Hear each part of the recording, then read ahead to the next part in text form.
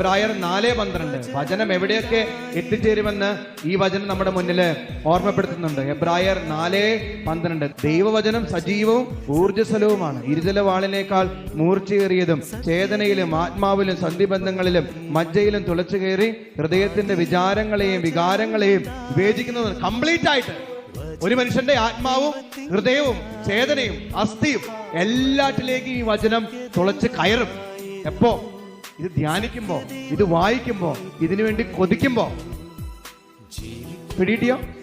ഇതിനു വേണ്ടി കൊതിക്കുമ്പോ, വചനം കുത്തിയിരുന്ന് നമ്മൾ വായിക്കുമ്പോ, ധ്യാനിക്കുമ്പോ, കേൾക്കുമ്പോ നമ്മുടെ ഹൃദയത്തിലും നമ്മുടെ ആത്മാവിലും ചേതനയിലും സന്ധിബന്ധങ്ങളിലൊക്കെ ഈ വചനം ഇരുതല വാള് പോലെ തുളച്ചു കയറും. വലതുകരം ഉയർത്തി എന്ന് പറഞ്ഞേ, praise the Lord, praise the Lord, praise the Lord, praise the Lord, praise the Lord, praise the Lord. Hallelujah, hallelujah, hallelujah, hallelujah, hallelujah, hallelujah, hallelujah.